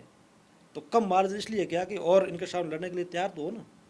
अच्छा, मतलब मैदान के अंदर नेताजी राजनीतिक बात कर रहे हो आप। नहीं, राजनीतिक बात ये बढ़िया खेल रहे हो। ये सही बात है। ये सही नहीं है। सही ये है कि खींवसर के अंदर हनुमान बेनीवाल का क्रेज कमजोर हुआ था, और उसके कारण हनुमान जी के सामने हनुमान जी के चेले को चुनाव लड़ाया बीजेपी ने। डांगा साहब हनुमान जी के व्यक्ति थे, और उन्होंने हनुमान जी को बहुत कमजोर किया। 2000 वोटों से मुश्किल से हनुमान जी जीत पाए खींवसर में। ये सत्य है। उसके अंदर इसके बाद हनुमान जी के बयान भी आए कि मैं दूर रहता हूँ, खींवसर आ नहीं पाता हूँ, लेकिन अब मैं समय ज्यादा दूंगा खींवसर में। खींवसर मेरा परिवार है पूरा। इमोशनल कार्ड भी खेला उसके बाद नेताजी ने। उसके अंदर ये है कि जब खींवसर का चुनाव था, ये बात सही भी है नेताजी की कि भी मैं यहाँ आ नहीं पाया। पूरे राजस्थान के अंदर चुनाव थे। हाँ, ये भी एक कारण था कि लोगों ने कहा कि भाई लगता ही है ना, अपने परिवार कोई मेंबर अगर नहीं आता है तो लोगों को लगता है। एक बात आपकी ये बात सही है, लेकिन आप बड़ी पार्टियों के वोट भी देखो ना। हनुमान जी को वहाँ हराने के लिए कांग्रेस और भाजपा एक हो गई थी 2023 के अंदर। ये भी सच है। अच्छा। दूसरी बात, वहाँ पर एक आदमी और चुनाव भी लड़ा जिसका चुनाव चिन्ह बल्ला था। नहीं, टॉर्च। तो टॉर्च नहीं, टॉर्च नहीं, बल्ला था सर, बल्ला। अच्छा। तो बल्ला और बोतल एक जैसी दिख रही थी। अच्छा। तो वो 8000 वोट लेके गया। अच्छा। लेकिन उसको कोई जानता भी नहीं वहाँ। ये वास्तविकता है। तो लोगों ने बोतल मतलब बल्ले को बोतल समझकर वोट दे दिया। तो मार्जिन ऐसे कम भी हो गया। बाकी कोई ऐसा नहीं। मैं आज आपको यहाँ दावे के साथ कह रहा हूँ कि ये जो चुनाव है, उपचुनाव है, इसके अंदर हनुमान जी की पार्टी, राष्ट्रीय लोकतांत्रिक पार्टी का कैंडिडेट मतलब 20,000 वोट। किसको चुनाव लड़ाएंगे? अब चुनाव किसको लड़ाएंगे वो तो फिर भी आप वहाँ अभी आ रहे हो ना, वहीं से होकर आ रहे हो आप, नेताजी से मिल के आ रहे हो। क्या खबरें चल रही है, अंदर की खबरें क्या चल रही है? नहीं, वो तो वहाँ की जनता तय करेगी। जनता तय करेगी। ये बढ़िया है, जनता को आगे कर दो और कैंडिडेट अपनी इच्छा से भेज दो। जनता ने कहा था नहीं, ऐसा नहीं। वो वहाँ वो खींवसर के लोगों को बुलाएंगे, मीटिंग करेंगे, वो लोग जो जिसको भी कहेंगे उनको खड़ा करेंगे। अच्छा। वैसे हनुमान बेनीवाल की वहाँ लोकप्रियता तो बहुत ज़्यादा है। मैं भी वहाँ खींवसर गया था 2 महीने पहले, तो मैंने बहुत सारे लोगों को पूछा। मैं कोई काम से गया था उधर से आते वक्त, तो मैंने तेजा जी के दर्शन भी किए। मैंने पूछा कि यहाँ कैसे चल रहा है नेताजी का, तो लोग मतलब जैसे कोई एक परिवार की तरह बात करते हैं वैसे कि हनुमान जी तो हमारी है। लोगों को मैंने उनकी आंखों में आंसू देखे हनुमान जी के लिए बात करते। मैंने कहा इस बार तो हार जाते, लोग रो देते कि हम मर जाते, अगर हनुमान जी इस बार हार जाते तो हम मरे जैसे हो जाते। हम ये कभी नहीं देख पाएंगे कि हमारे जीते जी हनुमान हार जाए। इतनी बड़ी लोकप्रियता है, इसका क्या कारण है? खींवसर में क्या है ऐसा? हनुमान जी क्या करते हैं उन लोगों के लिए? काम करवाते हैं लोगों का। एक उदाहरण, काम तो सारे नेता करते हैं। नहीं, हनुमान जी जितना काम कराते हैं ना उतना काम सारे नहीं करा पाते। ये तो उनकी सरकार नहीं है, वो सरकारों के खिलाफ है, तब शायद उनका प्रचार पूरे राजस्थान के अंदर नहीं होता। बाकी अगर वो सरकार के अंदर होते तो एक ये उदाहरण के तौर पर खींवसर विधानसभा कही जाती। मतलब इतना वहाँ बढ़िया काम खींवसर का अंदर होता है। और दूसरी बात यह है कि हनुमान जी प्रत्येक व्यक्ति का मतलब मन जानते हैं, अच्छा। मन इनका क्या काम है। हम्म। वो बोलता नहीं, उससे पहले कह देते हैं कि हाँ तेरा ये काम है, ये हो जाएगा। तो ये बहुत बड़ी बात है। अच्छा। तो वो लोग हनुमान जी प्रेम करते हैं, उनके साथ में रहते हैं। दिखते हैं तो बहुत रौबदार है, नजदीक से कैसे हैं? हाँ, रोबदार तो वो उनका व्यक्तित्व है सर, है उस हिसाब से, पास जाते हैं तो कैसे हैं? मतलब वो लगते हैं उस हिसाब से है। तो मैं इसलिए उनका इंटरव्यू करने का सोच रहा था, पर मुझे डर लगता है कि करूं या नहीं करूं। नहीं करना चाहिए आपको, बिल्कुल। नहीं, डर लगता है ना उनको देख के कि कोई सवाल पूछ ले और खींच नहीं, देगा। ऐसे ऐसे होता है। नहीं तो नेताजी का रौब ही ऐसा है, देख के डर लगता है। नहीं, रोब तो उनका है, रोब है तो लोग उनके साथ जुड़े हैं ना। अच्छा। रोब है, उनकी कार्यशैली है, काम प्रशासन करने उनसे की। ज्यादा क्यों डरता है? प्रशासन ज़्यादा डरने का एक नंबर कारण ये है कि वो कभी भी गलत का प्रयोग नहीं करते, हम्म। गलत बात नहीं कहते। हम्म। दूसरी बात है कि वो भ्रष्ट नहीं है। हम्म। तीसरी बात है उनके पास उनके मजबूत उनकी सेना है उनके पास, हम्म। इसलिए प्रशासन डरता है और काम भी करते, सरकार भी काम करती है। डरते तो उनसे नेता भी हैं, लेकिन अभी डांगा साहब ने बहुत मजबूती से वहां मुकाबला कर रखा है। अभी इस खन्नाल मेले में भी उनके साथ मारपीट जैसा एक दृश्य दिखा। बाचम ऑफिशियल तौर पर आया नहीं, लेकिन वीडियो में ऐसा दिख रहा है। तो उस समय क्या हुआ था? आप वहाँ थे, वो पूरी कहानी बताऊं वापस। नहीं, उसके अंदर तो शुरुआत कहाँ से हुई इस मेले में? विरोध कहाँ से शुरू हुआ और कहाँ खत्म हुआ? इसमें क्या है, इनके ये भारतीय जनता पार्टी के लोगों ने मेले से 10 दिन पहले शायद ऐसा प्लान बना दिया कि धर्म सभा हम होने नहीं देंगे। फिर बाद में धर्म सभा उनको पता होगी, 100% होगी। मैं डांगा साहब का इंटरव्यू करूंगा 10 दिन बाद, हाँ। ये पूछूंगा आपको जो आप कह रहे हैं ना कि हाँ, बीजेपी ने बिल्कुल। ये तय करा। हाँ, बिल्कुल 100%, ये सही बात है ना। उसके बाद उनका वीडियो भी आ गया ना, डांगा साहब खुद का वीडियो आया ना कल। क्या आया? वो चर्चा कर रहे हैं, 4-5 लोग, 10-15 लोग हैं, वहाँ पर चर्चा कर रहे हैं कि वो वहाँ से आ रहा है, वो चौने थे, वहाँ हो गया, वो हो गया। यार अपन लोग जैसा सारे थे वैसा नहीं हुआ यार, क्या करें। नहीं, वो तो ये चाह रहे थे कि मैं भी वहाँ भाषण दूं। नहीं, भाषण मना उन्होंने कौन किया? 3 घंटे बिठाए रखा, भाषण नहीं देने दिया वहाँ। नहीं, अब भाषण आते देने ना, के लिए हुआ तो क्या था? भाषण देने के लिए तो खबरें दिए यार ये सुनने बात। वाले लोग भी होने चाहिए उनके। नहीं तो वो लोग सिर्फ हनुमान बेनीवाल के। तो वो तो इसलिए तो वहाँ विरोध हो रहा था ना। मैं आपको ये बता रहा हूँ, मैं यहाँ बैठा हूँ, मेरे सामने लोग बैठे हो जो मुझे चाहने वाले लोग नहीं हो, जो मेरे विरोधी हो, तो उनके सामने भाषण दूंगा, वो मेरी बात थोड़ी सुनेंगे। अगर मुझे भाषण देना है तो मुझे मेरे लोग वहाँ सामने बिठाने पड़ेंगे, तब मैं आराम से यहाँ भाषण दे पाऊँगा। अच्छा। और दूसरी बात, तेजा जी के मेले के अंदर तो 70% लोग हनुमान जी के समर्थक आते हैं वहाँ, ये सच है। अच्छा। और उसका कारण ये है कि आपको भी पता है कि देश आज़ाद होने के बाद में यहाँ पर बहुत सारे नेता हमारे किसान परिवार से आए गए, आज भी है।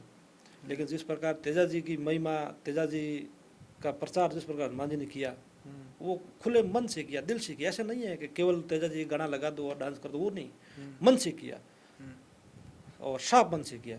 आज भी वो कहते हैं, मैं पूरे मन से ये कह रहा हूँ, हनुमान जी ने भाषण दिया, आपने सुना होगा शायद, कहा भी आप कि मैं सौगन खा के कहता हूँ कि तेजा जी के आदर्श राजस्थान की विधानसभा के अंदर स्थापित होना चाहिए। आप मुझे बताओ, ऐसा कोई व्यक्ति है और राजस्थान के अंदर कोई नेता, MP है या MLA ये कह सकता है कि हनुमान वहाँ तेजा जी के आदर्श राजस्थान की विधानसभा के स्थापित होना चाहिए? किसी की हिम्मत नहीं है।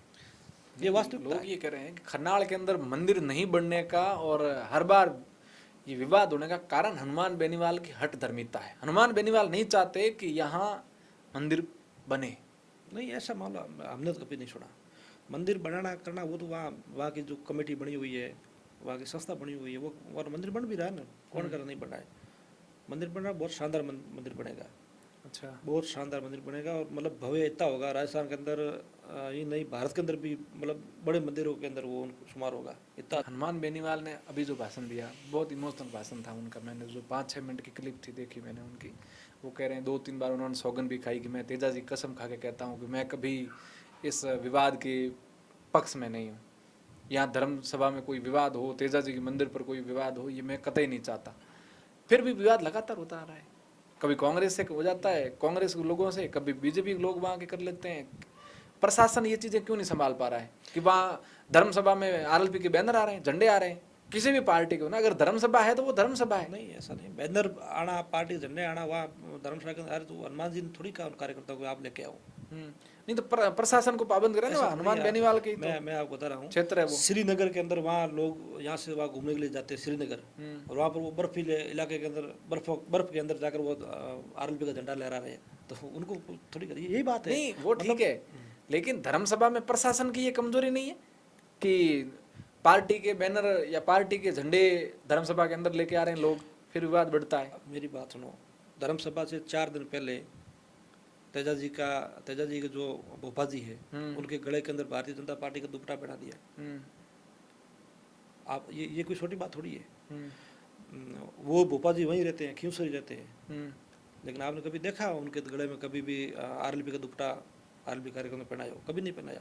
मतलब एक अपन आपस में वो डिस्टेंस भी रखते हैं कि भाई कौन व्यक्ति किसको अपन को ये दुपट्टा पहनाना है। तो ये एक बड़ा कारण सभा के अंदर मतलब ये आपस के अंदर जो हुआ मामला, वो कारण भी था।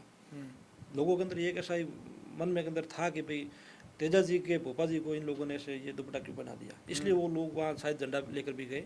अच्छा, लेकिन हनुमान जी ने किसी को थोड़ा ही कहा भाई आप नहीं वो बात तो सही है कि बेनीवाल साहब ने किसी को नहीं कहा कि भाई आप बैनर वगैरह लेके आओ, लोगों लेकिन का प्रशासन को पाबंद करना चाहिए ना। अब प्रशासन तो ऐसा है, वहाँ प्रशासन भी सरकार की सर पे काम करता है। हनुमान जी की नहीं चल रही वहाँ? नहीं, हनुमान जी की चलती सही काम के अंदर चलती है, इनको नहीं चलती है। हाँ, लेकिन प्रशासन वहाँ मेले के अंदर अव्यवस्था जितनी भी है वो सरकार के इशारों पे होती है। अच्छा, और उनका इसके अंदर बहुत बड़ा आरोप लगा रहे हैं। नहीं, आरोप नहीं लगा रहा हूँ, मैं आपको बता रहा हूँ कि इसके अंदर मकसद भी इनका सरकारों के अंदर सरकार का यही रहता है कि भाई वहाँ अव्यवस्था हो, हनुमान जी के ऊपर आरोप लगे कैसे भी करके। अच्छा, लेकिन वहाँ की जनता होशियार है, और विवाद करने का प्रयास किया। आपने भी वो वीडियो देखा, मैंने भी देखा, मैं तो वहाँ प्रत्यक्षदर्शी भी था। जो वो माइक मतलब हाथ से छीन रहे हैं, तो वो जिसके हाथ में माइक है, थे जिन्होंने माइक छीना वो? अब जिसके हाथ में माइक है, हाँ, आप एक मजे की बात ये देखो, उस मंच पर हनुमान जी का कोई भी समर्थक या कार्यकर्ता नहीं था। ये तो मैंने भी नोट किया। ठीक है। और बड़े मीडिया में चल रहा है कि उस मंच के इर्द गिर्द हनुमान जी के कोई भी समर्थक नहीं थे। जो जिनको रात दिन हनुमान जी के साथ दिखते हैं ना, उनमें से कोई व्यक्ति वहां नहीं था। और जो माइक जिसके हाथ में था वो कलाकार था। अच्छा, और जो माइक को उनके हाथ से छीन रहे थे वो भाजपा के वो जो प्रताप सिंह डांगा जी उसके रिश्तेदार थे। ये सच है जो मीडिया में चल रहा है कि उनके ये साला का लड़का है, वो है, वो है, साले का लड़का है, काके का लड़का, उसकी बुआ का लड़का, उनके वो सब वो ही लोग थे। अच्छा, और जिनसे वो विरोध कर रहे हैं, उलझ रहे हैं, वो वहाँ की कमेटी थी। तो वहाँ हनुमान जी के आदमी या फिर आरएलपी के आदमी वहाँ कहाँ थे बताओ आप? अच्छा, कोई नहीं था वहाँ। अच्छा, लेकिन उनका मकसद ये था कि भाई हम लोग यहाँ विरोध करेंगे, ऐसी परिस्थितियाँ पैदा करेंगे, हनुमान जी का आदमी आ जाएंगे नज़दीक वगैरह, फिर हम लोग क्या आपस के अंदर लड़ाई करेंगे, और हो सकता है बड़ी ऐसे मतलब बड़ी भीड़ के अंदर कोई अनहोनी भी हो जाए। तो उनका ये मकसद था कि भाई ऐसी कोई अनहोनी हो जाए और फिर हम आरोप हनुमान जी के ऊपर लगा देंगे। लेकिन वह हनुमान जी ने अपना दिमाग से काम किया कि भाई ऐसी कोई परिस्थिति भी नहीं हुई कि ऐसे कलंक उनके ऊपर लगे। अंदर खाने खबर ये आई राजस्थान की मीडिया में चल रही थी कि हनुमान जी बेनीवाल ने सबको पाबंद करके रखा कि मेरे आने से पहले मंच पर कोई नहीं जाएगा, आरएलपी का कोई भी कार्यकर्ता। वहाँ गए भी नहीं ना, वैसे भी नहीं जा, वहाँ सभा होती, ये वास्तविकता है। मैंने आपको पहले बताया ना, आरोप हनुमान जी के ऊपर ऐसे ही लगते हैं कि भाई कैसे भी करके उनके ऊपर आरोप लगा के इनको बदनाम करो। बाकी हर धर्म सभा होती है, वहाँ आरएलपी कार्यकर्ता कोई मंच के ऊपर थोड़ी बैठते वहाँ। अच्छा, वहाँ के स्थानीय जनप्रतिनिधि है या जोधपुर बाड़मेर के यहाँ के जनप्रतिनिधि, वहाँ जो भी लोग जाते हैं, समाजी जाते हैं, वही लोग बैठते हैं। अच्छा, बाकी वहाँ कोई पार्टी कार्यकर्ता वहाँ कोई नहीं बैठता। हाँ, इस बार भाजपा के कार्यकर्ता जरूर बैठे थे। अच्छा, ये सच है। अच्छा, चलिए इस विषय से आगे बढ़ते हैं। मैं बस पूछूंगा डांगा साहब से कि आप ही के लोगों ने, आप ही के रिश्तेदारों ने माइक छीना, बिल्कुल पोडियम पटका और पूरी धर्मसभा में अव्यवस्था करी। इसकी जिम्मेदार बीजेपी पार्टी के काफ़ी लोग भी हैं, तो ऐसा धर्मसभा में नहीं होना चाहिए। अपन आगे बढ़ते हैं। हनुमान जी बेनीवाल का नागौर में कितना, कभी हनुमान जी बीजेपी का से समर्थन लेके जीत जाते हैं, कभी कांग्रेस से समर्थन लेके जीत जाते हैं। ज्योति मिर्धा को चुनाव हरा दिया, 2 बार हराया। नहीं यूँ तो बहुत बार कह रहे हैं मैंने इतनी बार हराया, इतनी बार नहीं, हराया। सामने मतलब वैसे 2 बार हरा, 3 बार हरा दिए। हाँ, एक बार वो लड़े थे 2014 के अंदर, हाँ, तब भी ज्योति जी हार गई, 19 के अंदर भी हार गई और 24 के अंदर भी हार गए। नागौर के अंदर हनुमान जी का मतलब बहुत अच्छा जनाधार है, वर्चस्व है। और वर्चस्व है तब तो इतने विरोध के बावजूद वो एमपी बने हैं ना। बाकी एमपी बनना कोई छोटी बात थोड़ी है। कारण क्या है, नागौर में दूसरी पार्टियां क्यों नहीं जीत पा रही? लोगों के बीजेपी, वहाँ काम कांग्रेस? कराते हैं हनुमान जी। आपने भी देखा है ये जो कि सभाओं के फोटो आते हैं, हनुमान जी जन सुनवाई करते हैं रात को 2-2 बजे तक, ये सच है? रात को 2-2 बजे नहीं, 3-3 4-4 बजे तक भी हनुमान जी घर पे कम से कम 100, 200, 500, 1000 लोगों के जन सुनवाई वो करते हैं। हम्म, और बार बार जीतने का कारण है कि भी हनुमान जी भ्रष्टाचार नहीं करते, अच्छा। बड़ा कारण ये है। हम्म, वो नहीं तो खुद खाते हैं और नहीं किसी को खाने देते हैं। हम्म, उसके अंदर एक बात और भी है कि वहाँ नागौर क्षेत्र के अंदर अधिकारी भी वहाँ लगना नहीं चाहते, खुद भी नहीं लगना चाहते, ये वास्तविकता है। हम्म। ये आपके बिजली के हैं या हाँ। सड़क के हैं नहीं, या बिजली के तो वहाँ मीटर ही नहीं है ना। लोग ये कह रहे हैं खिंवसर में बहुत लोगों के घर कनेक्शन है ही नहीं, मीटर है ही नहीं, के बिना मीटर के सीधे वो लगा रखे हैं। खींवसर के अंदर तो ऐसे कुछ परिवार है, हम्म, शायद वो सक्षम नहीं है बिल भरने के लिए, अच्छा तो उनका नेता मजबूत है। अच्छा। नहीं, वो दादागिरी चल रही है ना कि उनका दादागिरी- नेता ताकतवर है इसलिए वो नहीं तो है, मीटर नहीं ऐसा- लगाते हैं। हाँ, ये भी सच है क्या? ये भी सच है, लेकिन उनके लिए नेता मजबूत होना चाहिए ना। गजेंद्र सिंह खींवसर ने एक आरोप लगाया था उस समय जब विधानसभा में वो थे, उस पिछले राज में हनुमान जी तब निर्दलीय थे। उन्होंने कहा कि हनुमान जी के कृषि कनेक्शन भी बहुत सारी विधानसभाओं में फर्जी है, ये है, 10,000 कनेक्शन काट दिए, वो कर दिए। तो हनुमान जी ने कहा कि मेरे कनेक्शन ऐसे ही चलेंगे। क्या अभी तक वो वैसे ही चल रहा है? नहीं, उस समय शायद रोक लगी हुई थी कृषि कनेक्शन पर, वो जब ये भूमि होती है ना, हाँ हाँ हाँ हाँ। तो अब रोक हटी है, तो वहाँ लोगों ने अब कनेक्शन कर लिए पूरे। अच्छा। लेकिन ऐसे भी कुछ परिवार है जिनके वो मतलब इस लाइट का बिल भरने में सक्षम नहीं है, तो उनका चलता है। अच्छा, यहाँ तो नहीं चलता। ताकतवर नेता यहाँ है तो यहाँ चलते हैं, अच्छा। इतनी यहाँ स्थिति है नहीं। अच्छा, हनुमान बेनीवाल के आप नजदीक रहे हैं, कितने आज भी इमोशनल? नजदीक है, रहे नहीं, आज भी हाँ, नजदीक है। नजदीक हैं। हाँ। कितने इमोशनल नेता हैं? जब पर्सनल सभा के बाद में बैठते हैं ना अपने लोगों के साथ, तो क्या बात करते हैं? कभी आपने इनको उदास रोते हुए देखा है? नहीं नहीं, उदास तो कभी होते ही नहीं। इतनी ताकत आती कहाँ से? अब ताकत तेजा जी कृपा है उनके ऊपर, क्या मान लिया जाए कि हनुमान जी के ऊपर बहुत बड़ी कृपा है बिल्कुल तेजा जी की? 100%। क्योंकि इनको राजनीति के क्षेत्र में आज तक कोई काट नहीं पाया। मैंने इनकी पूरी जीवनी पढ़ी है, इनके जीवन के बारे में मैंने बहुत कुछ सर्च किया, संघर्ष भी बहुत किया ना विश्वविद्यालय से लेकर के बहुत सारे तमाम झोटवाड़ा का हमला था, वो भी बहुत- उस समय बहुत भी संघर्ष किया। उस परिस्थिति में व्यक्ति वहां से जिंदा निकल के चला जाए उतनी बड़ी भीड़ के अंदर से भी, ये कोई चमत्कार ही हो मतलब ये सकता है। भट्टी बाकी के अंदर तपकर जो तैयार होता है ना आदमी, हाँ। तो उन परिस्थितियों के अंदर हनुमान जी तपकर आए हैं। अच्छा। उन अब हनुमान जी को मतलब धरातल की इतनी जानकारी है, मुझे लगता है कि राजस्थान के अंदर ऐसा कोई नेता नहीं होगा जितनी जानकारी हनुमान जी को है। राजस्थान के धरातल के बारे में, राजस्थान के लोगों के बारे में इतनी जानकारी और किसी भी व्यक्ति को नहीं है, ये वास्तविकता है।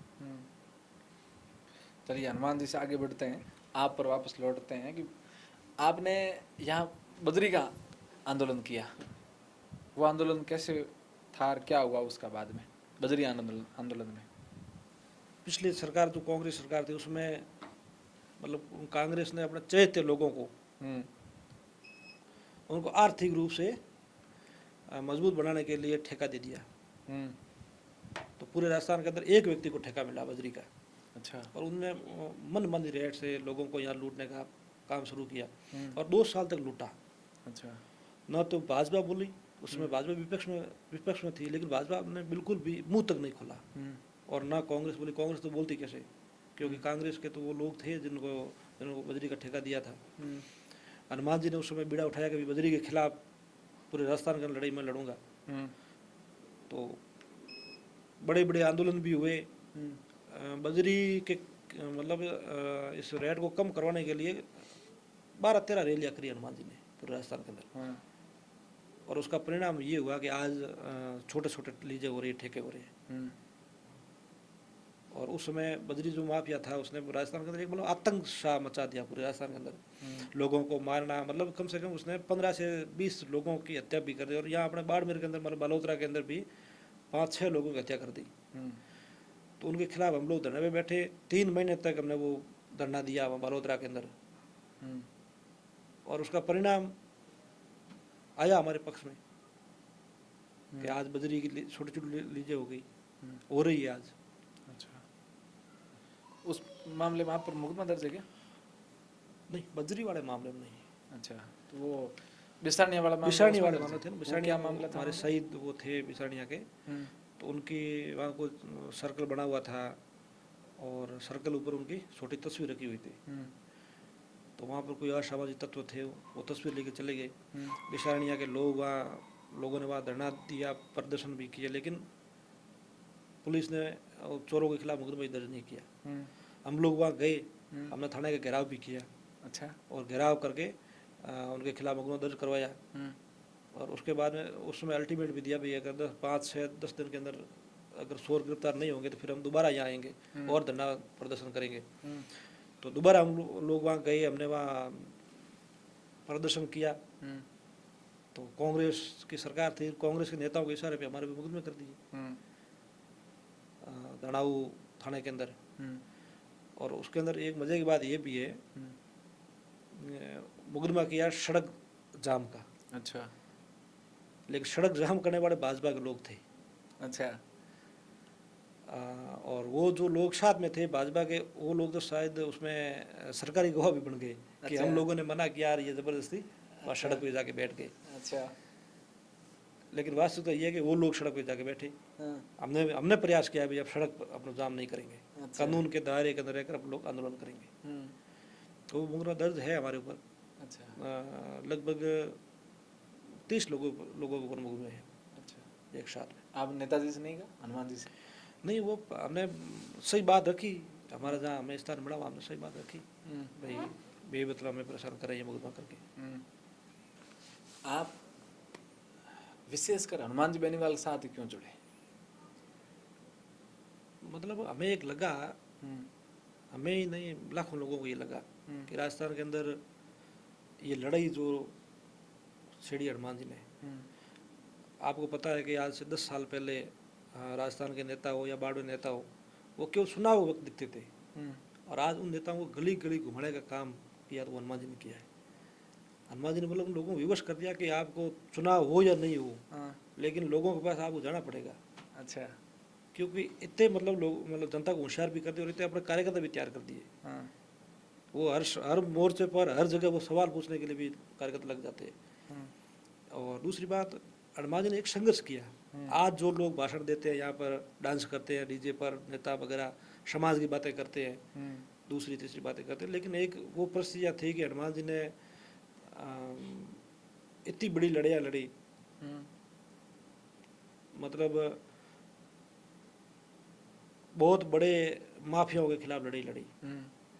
नागौर के अंदर ये एक जीवन राम गोदारा का हत्याकांड हुई थी, उसमें सारे नेता राजस्थान के जो जाट समाज के जो नेता थे वो सब लोग चुप गए, किसी ने नहीं बोला। लेकिन हनुमान जी ने जीवन राम जी गोदारा की जो हत्या उसके खिलाफ मोर्चा खोला और मजबूती के साथ लड़ाई लड़ी। और उनको हनुमान जी को नुकसान भी हुआ कि उनके विरोधी बहुत ज़्यादा हो गए, लेकिन उन्होंने समाज के व्यक्ति के लिए लड़ाई लड़ी। उसके बाद अब एक दारिया एनकाउंटर भी हुआ था, उनके खिलाफ भी हनुमान जी ने लड़ाई लड़ी और मजबूती के साथ में लड़ी। उस समय भी राजस्थान के ऐसे आज ऐसे कुछ लोग हैं जो हनुमान जी को आरोप लगाते हैं, वो लोग ही थे जिन्होंने दारिया एनकाउंटर के अंदर समझौता भी कर लिया, परिवार से समझौता करा के पैसे वगैरह दिला के उस मामले को रफा दफा भी कर दिया। लेकिन वो लड़ाई हनुमान जी ने लड़ी और राजस्थान के अंदर लोगों को जगाने का काम किया। और ये मिशन जो हनुमान जी लेके चले हैं, पार्टी बनाई, बाकी हनुमान जी क्या कमी है, उनके पिताजी एमएलए थे, वो भी एमएलए बन गए, एमपी बन गए, सब कुछ हो गए, आराम से वो जिंदगी जी सकते थे, वो मंत्री भी बन सकते थे, आज भी बन सकते हैं अगर वो चाहे तो। लेकिन उनके मन के अंदर ये है कि भाई राजस्थान के प्रदेश के मैं लोगों को तीसरा मोर्चा दूं, नए नेता तैयार करूं। मैं आपको एक बात बताऊं कि अगर हनुमान जी नहीं होते, आरएलपी पार्टी नहीं होती, तो हम जैसे लोगों को मौका थोड़ी मिलता 50,000 लाख लोगों को संबोधित करने का, मंच पर बैठने का, भाषण देने का थोड़ा मौका मिलता। ये मौका हनुमान जी ने दिया। सही बात। और नए लोग तैयार किए पूरे राजस्थान के अंदर। और आज स्थितियाँ जो भी है, आज हम लोग देखते हैं तेजा जी का जयकारा भी सब ये बाकी नेता लगाना शुरू कर दिया। लेकिन एक समय था जब बाड़मेर के अंदर तेजा जी को जानता भी नहीं था, ये सच है।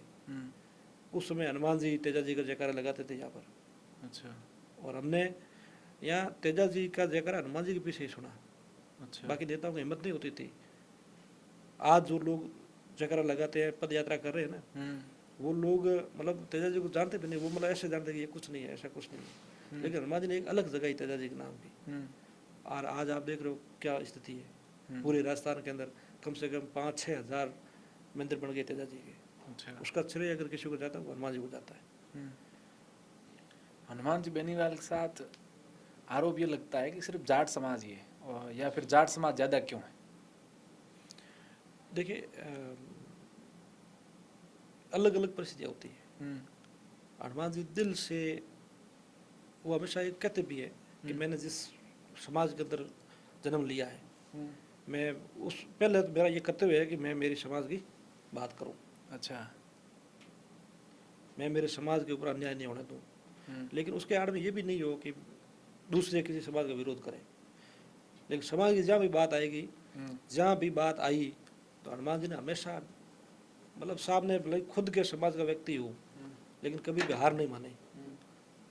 हमेशा समाज के साथ में और समाज के गरीब से गरीब व्यक्ति के साथ में खड़े रहे, चाहे कितनी बड़ी परिस्थिति आई हो। अच्छा। नहीं, 36 कौम के लोगों काम करते हैं, मैंने उनकी जन सुनवाई में भी देखा है, उनके बयानों में भी देखा है। उन्होंने काफ़ी धरने भी ऐसे दिए हैं जहाँ बावरी समाज हो, चाहे लोहार समाज हो, चाहे राजपूत समाज की कोई का घटना हो गई हो, हर घटना पर बोलते हैं, हर घटना पर वो बात करते हैं, जगह पे जाते भी हैं। फिर भी आरोप ये लगता है कि हनुमान जी जाटों के नेता है। नहीं, आरोप तो ये इसलिए लगते हैं, मैंने आपको कहा ना कि बाकी इनके पास कोई आरोप लगाने की चीज़ नहीं है ना। विरोधियों के पास कोई और कुछ नहीं है, मसाला बस यही है, ये जाटों के नेता है, हाँ, हनुमान जी ने ये कर दिया, हाँ, हनुमान जी ये बोल के, हाँ। हनुमान जी वहाँ नहीं, नहीं बोल गए, तो बहुत जाते हैं आपके नेताजी, बहुत कुछ बोल देते हैं। हनुमान जी वहाँ नहीं गए, हाँ, वहाँ क्यों गए, हाँ। मतलब यही आरोप है। अच्छा। ये आरोप लगाने के लिए ये लोग ऐसी बातें करते हैं। अच्छा। बाकी मुकाबला नहीं कर सकते ना। अब हनुमान जी रात को 3-4 बजे तक मीटिंग करते, रैली करते हैं। बाकी आप बताओ राजस्थान के अंदर कोई ऐसा नेता है रात को, ऐसा कोई नेता आप बताओ जिसका इंतजार राजस्थान की जनता 3-4 बजे तक करे रात को? किसी की नहीं करती, वो हनुमान जी की करती है। तो उसका जवाब नहीं है पार्टियों के पास, अच्छा।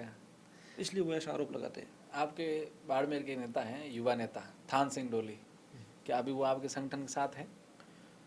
अब थान सिंह जी चुनाव लड़े थे। अब पहले आप ये बताओ कभी थान सिंह जी को आप कैसे जानते हो? आरएलबीपी से जानते हो? हाँ, मैंने उनका इंटरव्यू किया है। वो आरएलबीपी से जानते हो ना? हाँ, आरएलपी के पीछे। मैं भी आरएलबीपी से उनको जानता, पहले मैं नहीं जानता था। हाँ, मैंने कभी उनको नहीं देखा वो किसी बड़े मंच पे भाषण दे रहे हो, हाँ, नहीं। हाँ। तो अब उनका मुझे ये थोड़ा लग रहा है कि वो शायद कांग्रेस के कोई बड़े नेताओं के चपेट में आ गए। अच्छा। उनकी शायद मंशा दूसरी है। मैंने उनसे पूछा या इंटरव्यू में कि हरीश चौधरी और उमेदराम बेनीवाल ने मिल करके हनुमान जी कमजोर किया, उन्होंने जवाब नहीं दिया। इस पे भी बहुत सारे सवाल थे जिस पे उन्होंने कुछ बोला नहीं मेरे को। मैंने कहा आप क्या भविष्य में 22 वाल ढाणी संपर्क कर सकते हैं? इस पर भी वो चुप थे, उन्होंने कोई जवाब दिया नहीं। उन्होंने कहा मैं हनुमान जी के साथ हूँ। ये तो उन्होंने 15 दिन पहले मेरे इंटरव्यू में हनुमान जी अगर साथ है कहा। तो उनके जो सोशल मीडिया पेज वगैरह उनके जो फोटो पे लगे हुए थे कहीं नहीं, वो सब फोटो वगैरह हटा लिए। फोटो हटा दी? हाँ, हटा लिए बिल्कुल। अगर साथ होते तो फोटो लगाते ना। अब मैं आंदोलन कर रहा हूँ, हाँ, कल अगर मैं कोई आंदोलन कर रहा हूँ, धरना प्रदर्शन कर रहा हूँ, पोस्टर लगा रहा हूँ, हाँ। तो पोस्टर के ऊपर कम से कम मैं आंदोलन कर रहा हूँ तो मैं जिस पार्टी से बिलोंग करता हूँ उस पार्टी का चिन्ह या हमारे नेता का फोटो तो होना चाहिए ना। ये भी मुक्ति संग्राम आंदोलन था, इसमें उनके पोस्ट बैनर पर हनुमान जी का फोटो नहीं था? वो तो नाम लेते हैं केवल। हाँ। मीडिया के अंदर भी वैसे शायद मन में उनके अंदर ये होगा भी हनुमान जी का नाम लेते हैं लोग राजी हो जाएंगे, हनुमान जी जो समर्थक है वो हमारे साथ आ जाएंगे। अब मुझे ये लग रहा है कि वो शायद कोई बड़े नेताओं के संपर्क में आ गए कांग्रेस के। अब उनका शायद हमारी तरफ मन नहीं है। तो क्या ये मान लिया जाए एक और नेता आरएलपी छोड़ रहा है? नहीं, अब आप मैंने पहले कहा ना भाई, नेता एक ने भी 10 बने छोड़ देना। हाँ। आरएलपी की पार्टी के जो कार्यकर्ता वो मजबूत है।